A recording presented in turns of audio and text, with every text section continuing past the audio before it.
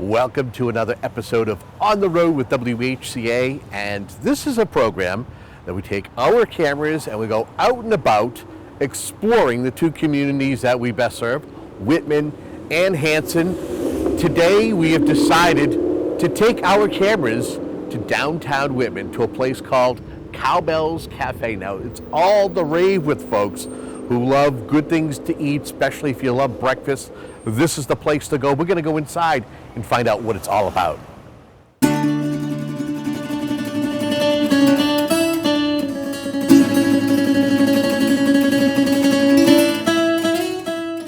Okay, well, we have made it inside to Cowbells Cafe, and we are here with Mr. Dave Doyle. Dave. Hi, Kevin. Welcome. Thank you for the welcome. Tell us a little bit about Cowbells Cafe. Well, we opened a little over 2 years ago, and it's a family-run operation. My daughter works here, and she controls the whole front of the house. She does a fantastic job. It's a lot of home cooking. People that come in here, they feel like they're at home. They bring the little kids with them. They all feel comfortable here, you know. We do a lot of specials every day, some a little different soups, clam chowders. Are you a restaurant guy by trade? Have you always worked in the restaurant industry, or are you somebody who you had a main career and one day said, hey, I would like to be somebody who opens his own restaurant? My career right out of high school was a printer. I owned a printing company for years. I've always had cooking in my blood, watched all the cooking shows. You know, always very interested in it. My brother owned a restaurant for years in Duxbury. So that's how I kind of get into it. And like I said, I love cooking. I do all the cooking at home. And we got into it, and I worked with a lot of good chefs, I'm self-taught basically. Okay. But just learned from a lot of good cooks and chefs that along the line. Is there a particular style you like, whether it's Italian, American?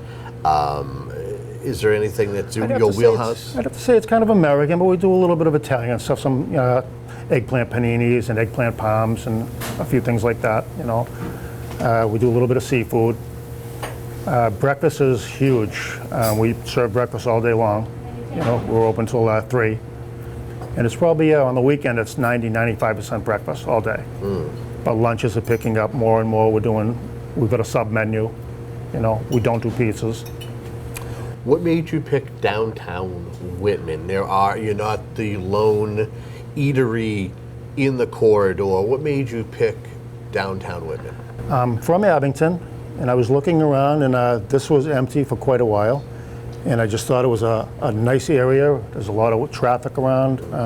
It turned out the people here are very nice, you know, very welcoming. And I just thought it was just a nice spot. All the businesses are full. There's not a lot of empty places in Whitman. Yeah, because I know for the longest time, I want to say there was a sub shop here. Yep. And after the sub shop decided to move along, it was vacant for a while. Probably close to a couple of years. It was a couple of years, and then one day Cowbells was born. Where did the name come from? It's kind of funny. My daughter, who works here, Kelly, when she was a baby, we called her Cowbell. But my brother-in-law thought we were calling her a cowbell, and I think he still calls her cowbell to this day. So I said, I've got 3 daughters and a son, and I said, you guys come up with a name. And they'll kind of kick the idea around and said, how about Cowbells? And my daughter worked on a logo, and my sister-in-law worked on a logo, and we came up with that, and it kind of stuck. You know, when you walk into a place, you want it to have some kind of an ambiance, and you got the hardwood floors, you have the yellow walls, you have different little representations. I see little cows, and you see little artsy pictures. It's got an artsy feel to it. I'll tell you, the floor and the colors was by design, and I kind of wanted a little bit, you know, country, small town feel. But all the cows and bells and things you see around, my customers gave them to me. Right off the bat, they'd start coming in saying, this looks like it goes in here. Signs, I had this in my garage forever, it looks like it matches. We'll put it up. And basically the place has been decorated by our customers. Okay. And almost from day one. How important is that? How important is it that your customers have input into the decor of this restaurant? It's kind of extremely important. We like to get to know all our customers by name and basically be friends with them, you know, when they come in. not just, hi, bye. We talk to them and, have a rapport with them. And it's kind of very nice, it's humbling when they bring stuff in, to decorate your place. And most of the stuff they bring is nice, and we hang it up. We have kids that draw pictures, and we hang them on the wall, But it is very nice. It's friendly. What's it been like going from somebody who was a printer to somebody who you have your own restaurant, and it seems as though you are successful? It's been very successful, and we love it, and we're having fun doing it. I think that's the most important thing, We're here 7 days a week, but it's just we've got a good group of waitresses and cooks. Everybody gets along. It's teamwork. They help each other out, and all the girls, they all get along great with the customers, and it's nice, How important is customer service? Because that's one thing that if your customers are happy, Yep. they will return and they'll tell other people about it. It'll be word of mouth. How important is that? That's huge. It's 100%. And that's the only advertising we've done is people going on Facebook, people telling other people. We get people come down from Bridgewater and Hanover and our surrounding towns because someone told them, about us. So that's huge. That's the whole thing. How did you devise the menu? Because that's also key. Because with restaurants, I think that there's a balance. Yep. If you have too much and people get lost in the menu, then you may lose them as a customer. But if it's something that's simple, Yep. and they know that anything they pick on the menu is good, it can be simple, and as long as the food is good, Yep. you've basically you own them. Yeah, that's exactly what my idea was. Keep the menu simple. I've done the same thing. Open up a 8-page menu, and what do you want? So we keep it simple. We've got our omelets and sandwiches and steak tips, but we make it a nice portion, and the prices are decent, and it's good. It's all fresh. Nothing's overcooked. We try to keep everything fresh, and like I said, a good helping, and people seem to they like that. How was the transition from being somebody who was a printer by trade to getting into a restaurant and kind of learning? First off, you have to learn about how much stuff Yeah. to purchase in order to be able to serve food, and having all that knowledge of. I've had all that restaurant. knowledge. I didn't learn it here. I've learned that through jobs, and like I said, through my brother. I learned a lot through him, purchasing, how to price things like that. So I knew it all coming in, and I'm glad I did, because if you didn't, I don't think you could make it. There's a lot to know. What seems to be the popular menu item? We sell a lot of omelets. What's the? I know you're not going to tell me the secret, but what's the key to a good omelet in Dave Doyle's eyes? There's nothing in the egg. There's no extra water or milk in it. It's egg. We make them fluffy. So they're nice and thick and fluffy. They're not overcooked. And good amount of cheese in there, and it just comes out very nice. But nothing's overcooked. It's just cooked right, and like I said, fluffy. And it's cooked in a pan to order, not on the flat top. How about other than omelets? Is there a second or a third that right close behind that you're like, oh, it's coming? Yeah, we have a corned beef hash that we serve. It's a nice piece of corned beef that we make. It's all homemade, and we make that. People love it. And I didn't think it was. I just thought it was going to be something on the menu, and it just took off, and people rave about it and tell me how good it is. And it was nothing I thought was special, but that really took off and surprised me. Okay. And that's huge. Let's get personal. You talked about watching the Food Network. Yep. Favorite show that you like on the Food Network? Is there a particular thing? Do you like the competitions? Do you like the Saturdays or Sundays you see No, I think an it's- individual kind of showing how they make certain? It's just a learning process. dishes? There's always so much to learn. You're always picking up a little tip here and there. Julia Childs was my favorite. That's going way back. But all the chefs, it's just fun watching them, different techniques, and like you see, you pick up a little bit here and there, and how they garnish plates or whatever. And we try to do that too. We also try to make it look nice. We'll put a little piece of watermelon, piece of orange, something a little extra with the Decorate dishes. it a little Yes. bit. It's got to look nice too, as well. It's not just eggs on a plate. Presentation. Yes, it's Presentation huge. can be everything. Yep. What seems to be the most frequently asked question? Have we asked it during this interview now? From a customer, or Yeah, from a customer. Somebody walks in here. What has been the most? A lot of people do ask where you get the name. Okay, so that's kind of a key. When we went for the license, the selectman says, "We got one more question for you." And I go, "What's that? Where'd you come up with the name?" Which surprised me. You know, that gets asked a lot. Do you make a lot of changes to your menu, or is it something that you try to tweak from time to time so it's not folks can find something new when they walk in, whether it's a month or 6 months or a year from now? After about probably about a year and a half, I changed the menu. Most of it's the same, but a lot of people were asking for a veggie omelet, which we didn't have on there. You know, they could put anything they want in it. So we put that on the menu, a veggie omelet, and we sell a bunch of those. So it seemed like what people were looking for.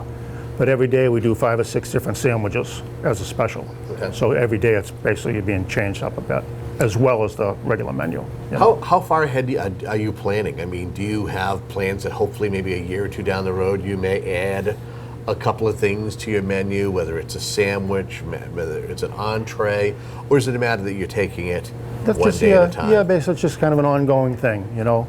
If we see something we think should go to the menu, we'll add it on or run it as a special more often. It's basically the customers in some way or another kind of tell us what they like, you know, and we incorporate it into whether it's usually just the specials, you know. Now, have you had your brother, the one who cooks, have you had him here? Has he had a chance to sit Unfortunately, down? no. He was here before I opened, but he moved to Virginia. I wish he was here to see the operation and everything because he was a big influence on me, you know. But yeah, he lives in Virginia now. What's it like to run an operation like this? I mean, give me the pros and the cons of having a restaurant like this, because I hear a lot of good things about it, and especially in today's day and age of social media, Right. If there's something negative, it could be a death knell for a restaurant. But there's been a lot of positive feedback in regards to your restaurant. Yeah, we've gotten a lot of very good feedback. It's a lot of work. We're open from 7 to 3, but most of the time I'm here from 6 to maybe 5 or 6 o'clock at night. So most of the time it's a 12 to 14 hour day, you know. But like it says, I'm still out. It's still light out, you know, so it's not bad, and it's something I enjoy doing. So it's not wearing on me, you know. And I'll steal a day here and there to take off, you know, to keep my sanity. Right. Maybe kind of get away. So you haven't had a chance to take a vacation since you've opened it, so to speak. We take a few days here and there, you know, but for the most part, we're here. And like I said, I got a good crew I trust and everything. And my daughter, Kelly, she's a huge part of it, you know, so like I said, we got a good crew, and it's... Is this something that hopefully maybe someday you pass on to your kids, and when you're ready to enjoy the second part of your life, yeah, someday retire? Is there a chance that you would pass it off to the children? That would be nice. You know, I'd love to keep it going. And I've got a son, he's 22, and who knows, you know. I don't have the plans, but see how things evolve, you know. Okay. Yeah. Anything I haven't asked you during our conversation here, but you feel is kind of essential to Cowbells Cafe and your existence? No, I think you basically covered everything. The biggest thing is just family and friends, and you know, just getting along with people, and you know, helping people. And I've helped a lot of people, you know, running different, you know, things and stuff. Okay. Now, part of the key to On the Road with WHCA, when we visit an eatery, a lot of times we go out back into the kitchen, and we give you an opportunity to almost kind of pretend like you're on a Food Network channel and you're cooking something up and explaining what you're doing as you're going step by step, whether it's cracking an egg or whether it's, you know, flipping an omelet, stuff like that. What are you going to make for our viewers today? It sounds like fun. I'm going to make a couple different omelets. We've got just a basic meat lovers omelet, Okay. and a veggie omelet, and I've got a nice little panini with some flavored fries that we basically, you know, already made up. But we'll make the omelets. All right. Yeah. And we're going to do that in just a moment. Don't go anywhere. You are watching right now On the Road with WHCA. Stay tuned. I'm going to do a second one on that. Okay. Geez, that sounded pretty good. Hold on. Yeah. So we're going to step aside, and when we come back, more On the Road with WHCA as we visit Cowbells Cafe. Don't go anywhere.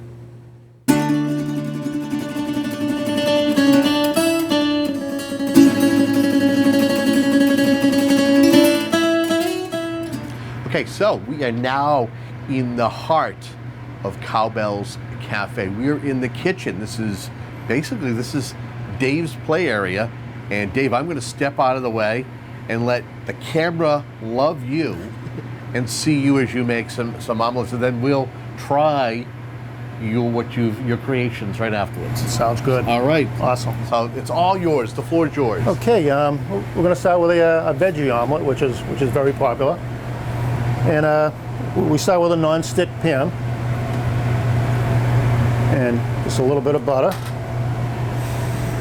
We've got some peppers. I like to use red and green bell peppers. We've got some Spanish onions, a little bit of tomato, some chopped broccoli, a little bit of fresh mushrooms, and a little spinach. And we start with a cold pan. We don't heat the pan up or anything, and we've got gas, so it heats up pretty quick. Now that's unique. I noticed you added spinach. Yep. What's the thought behind the spinach? It's a baby spinach. We use it in some different things. So we'll make a panini and we'll put the spinach in it. Very nice. We've got the a turkey BLT. No, I got a lot of love for spinach, so I'm impressed when someone throws a little bit in and shares the love. So also, if we grill a sandwich, you really don't want to grill lettuce in it; it'll wilt. But the spinach is okay if that wilts a little bit. So that stands up. We can use it in 2 or 3 different things. Very nice. And once it gets hot, it'll probably take a little over a minute or so to saute it. We don't overcook it. We don't season it with any salt or pepper.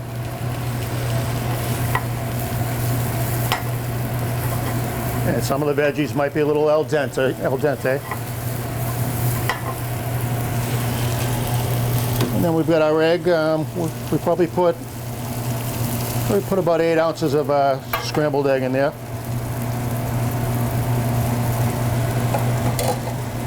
We call it a 3-egg omelet, but it's probably closer to 4. And once it starts to cook, we just kind of move the egg around a little bit.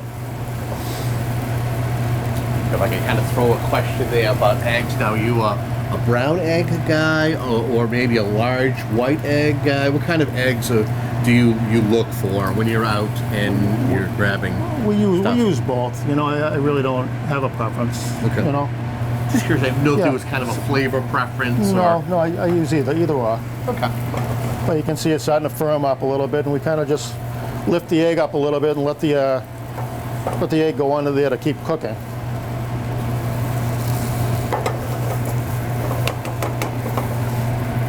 And then we'll give it a little flip. And you can see it doesn't get brown. I kind of like it, nice and yellow like that on top. We'll cook that side a little bit. And what type of cheese do you like, Kevin? I'm not picky. Look at me. We get cheddar, Swiss, American. Let's go with cheddar. Cheddar's nice. Let's go with some cheddar. It's a nice color. Okay. So we flipped it once and cook that side. Then we'll flip it a second time, and we'll add the cheese to it, and then we'll fold it over. Now, I've been prompted to ask about Good Guy cheese. What is that? That's the American cheese. Oh, okay. Again, your customers were clamoring back there for the Good Guy cheese. So. All right, who asked for that? Had to be my cook. It might have been. It might have been. So this is the first thing you're making. So that's the veggie omelet. Okay. Very nice. It's got an excellent aroma. It's nice and fluffy, and not only is it fluffy, but it has. There's too many times, and I know because we got vegetables in there, but there's a thickness to it. Yeah. It's not flat.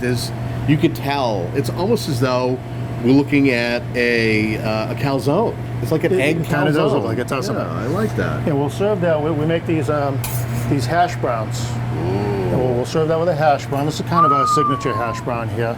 And it's shredded potatoes, a little salt, pepper, and butter. It's very, very simple. And you always have your side of toast. You get them an English muffin or any kind of toast that the customer would like. All right. And basically that's it.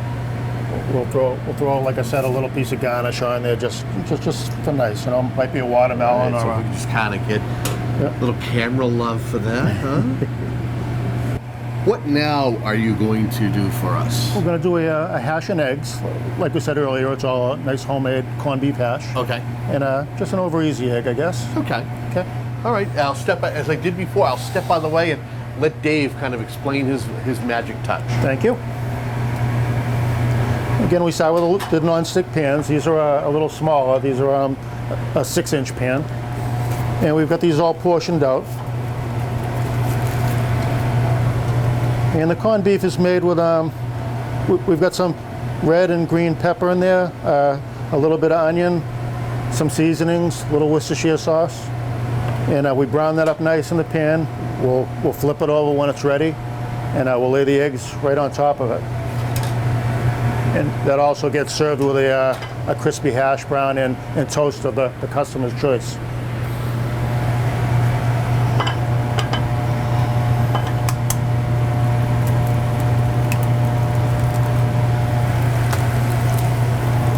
The corned beef takes a couple of minutes to cook. I guess I would ask you, what's the key to cracking a perfect egg? Do you have a secret, or is it just when you get in the rhythm, you're good? We're good. It's just a little crack on the pan and like that. And on a Saturday and Sunday, we'll have all these pans going on the whole thing. Yep. Wow. And as well as we work as a team. My chef Manny, he'll do the pancakes and bacon and French toast. So you can tackle a restaurant full of hungry guests. Oh yeah. We can feed the whole place, in 15 minutes. All right. So we work as a team. Like I said, I'll do the eggs. He'll put the browns on the plate, and it goes very smooth and nice. Made with love and teamwork. Yeah. You hear that? The girls will do the toast, and they'll put that on the plate. Okay. We also, I should mention, we do a French toast, and we do it on a French bread. We'll take the French bread and we'll cut it on an angle, and dip it in the French toast batter and griddle that so a nice golden brown, and that's something different that people like instead of just the regular white bread. Now, what's your hash? What's some of the ingredients to your hash? What's some of the stuff is it just basic meat and potatoes, so to speak, and some onions?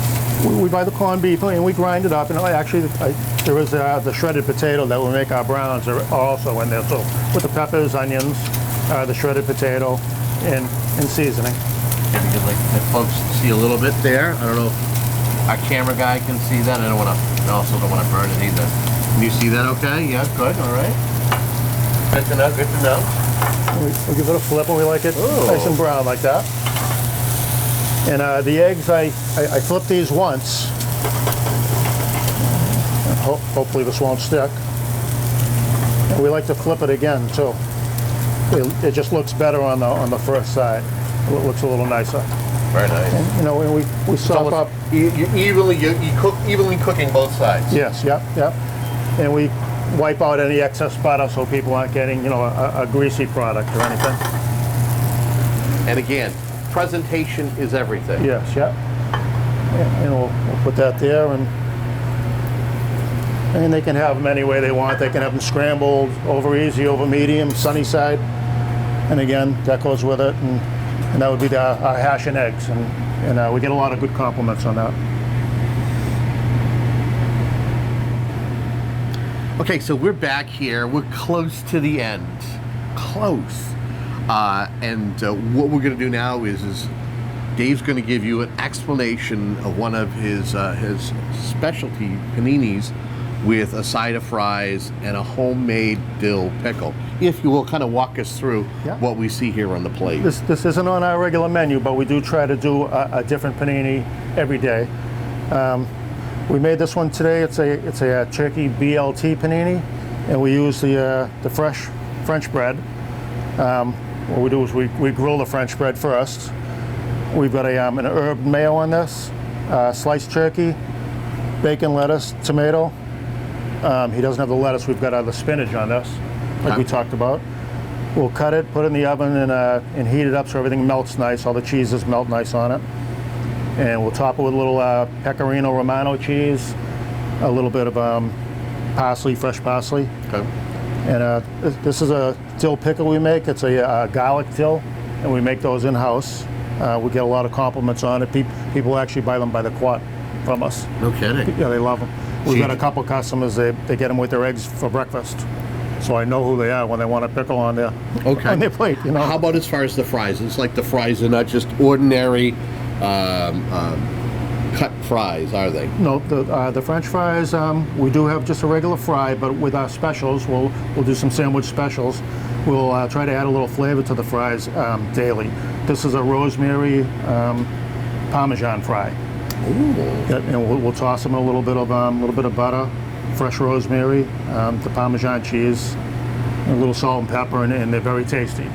We'll do a cracked black pepper fries. We'll do a jalapeno French fries, and we get some compliments on those. It's nice. It's just a little different. Have you ever find yourself, since you've been open, where somebody's made a suggestion to you to add something to an egg product or add something to a sandwich to enhance it, and you're like, hey, yeah, we have this is pretty good, and it automatically becomes part of the menu? Yes, yep, we have done that before, and don't ask me what it is, I forget, but people have suggested different things, and we will try it, you know. But this is just, we didn't start out with this. We were probably here for a year before we started this, and this is kind of endless. We can come up with all different flavors for the French fries, and it's just a nice little kick, you know. All right. What we're going to do is we're going to step aside just for a moment and prepare our goodbyes here on the road with WHCA. Don't go anywhere.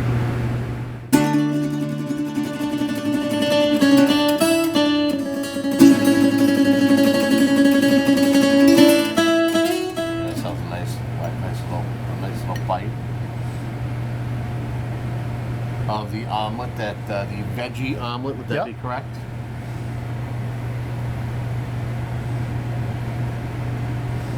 Nice and light. Nice and light, probably one of the best. And again, as I said, impressed that you added the spinach in with it. And I'm a big fan of mushrooms and broccoli and stuff like that. And I know we got a little cheddar. Do we put the good guy cheese in this one? Or no, we put the cheddar cheese in this one. We put the cheddar.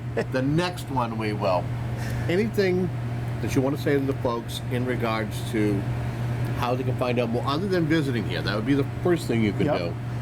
Folks want to find out more that might be watching in another community. How can they find out more about Cowbells Cafe? We never set up our website, but we are on Facebook, and I think it's just on Cowbells Cafe, Whitman, Mass. And that should get you right there. As well as our Yelp. We have a lot of nice reviews on Yelp. And a lot of people have come in and say, I looked you up on Yelp, and that's why they came in, and they always come back. You know? So, check Yelp, Google Cowbells Cafe. Dave, thank you for the hospitality. Thank you very much. And thank you for watching On the Road with WHCA. Until next time, have a great day.